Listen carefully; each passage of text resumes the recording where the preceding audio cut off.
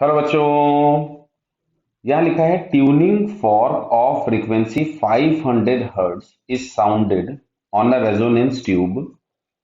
The first and second resonance are obtained at 17 centimetre and 52 centimetre. The velocity of sound. तो देखो बेटा, पहला resonance जो मिलेगा उस केस में जो लेंथ ऑफ द ट्यूब होगा वो लैम्डा बाई 4 के बराबर होगा. क्लियर? चलो मैं बना देता हूं डायग्राम आपके लिए. जो फर्स्ट रेजोनेंस मिला होगा वो कुछ इस कंडीशन पे मिला होगा. क्लियर? फंडामेंटल फ्रीक्वेंसी पे. अच्छा, अगला वाला जो मिला होगा वो इस कंडीशन पे मिला होगा. आपके पास जो नेक्स्ट पैटर्न बनेगा जिसको हम लोग थर्ड हार्मोनिक या फर्स्ट ओवरटोन बोलते हैं. क्लियर है? क्यों? क्योंकि क्लोज्ड ऑर्गन पाइप में केवल ऑड हार्मोनिक्स ही प्रेजेंट होते हैं. क्लियर? तो ये जो हम लोगों को मिला है that is lambda by 4 is equals to, जो फर्स्ट लेंथ मिला था वो 17 सेंटीमीटर, मतलब 17 plus e something and correction. Third वाला हमारे पास ये जो सेकंड वाला मिल रहा है दैट इज 3 लैम्डा बाई 4, ये हम लोगों के पास हो जाएगा 52 प्लस ई. क्लियर? अब ये क्वेश्चन आता है कि सर ई होगा या नहीं होगा, कैसे पता चला? तो वैसे तो हम लोगों को ई हर बार एंड करेक्शन कंसीडर करना है, लेकिन यहाँ पे अगर हम लोग देखें तो ये 17 है और ये 52 है.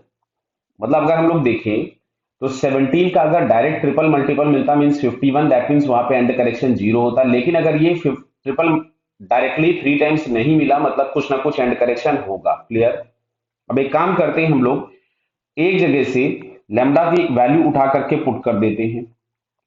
तो 3 इंटू लैम्डा बाई 4 की जगह मैं 17 प्लस ई लिख लेता हूं, is equals to 52 plus e. Clear? तो यहां से हम लोगों के पास ये आ गया 51 plus 3 e is equals to 52 plus e. तो ये हम लोगों के पास आता है 2e इज इक्वल्स टू 1. तो यहां से e बराबर हम लोगों के पास आया 1/2, मतलब जो एंड करेक्शन है दैट इज 1/2 सेंटीमीटर. क्या बात क्लियर हो गई? बराबर. अब देखो, इसको और अगर हम लोग फर्दर सॉल्व करें तो हम लोगों को अगले क्वेश्चन में पूछा गया है वेलोसिटी ऑफ द साउंड.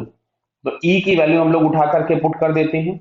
तो ई की वैल्यू अगर हम लोग उठा करके पुट करेंगे तो यहां से हम लोगों के पास मिलता है ये lambda by 4 is equals to 17.5, because e बराबर हमारे पास 0.5 है. तो लैम्डा इज इक्वल्स टू हो जाएगा 17.5 इंटू 4, और लैम्डा की जगह हम लोग लिख सकते थे v by f is equals to 17.5 into 4. Clear? तो यहां से v इज इक्वल्स टू मिलेगा 17.5 इंटू 4 इंटू फ्रीक्वेंसी दी गई थी आपको 500 हर्ट्ज. तो यहाँ पे हम लोग इसको पुट कर देते हैं. तो देखो यहां से वैल्यू हम लोगों के पास कितनी आ रही है, that is 175 into 200. Clear? But ये आ रही है सेंटीमीटर में, तो इसको मीटर में कन्वर्ट करने के लिए हम लोगों ने 100 से डिवाइड कर दिया. अब ये आंसर हम लोगों को मिलेगा मीटर पर सेकेंड. यहां तक आंसर जो था दैट इज इन सेंटीमीटर पर सेकेंड. तो इसको अगर हम लोग मल्टीप्लाई कर दे तो क्या हम लोगों को ये 350 मिलता है. सो 350 मीटर पर second is the velocity of sound. तो 350 मीटर पर सेकेंड अगर हम चेक करें तो यहाँ बी ऑप्शन में है. So it's correct answer is B. Okay बेटा, ऑल द बेस्ट.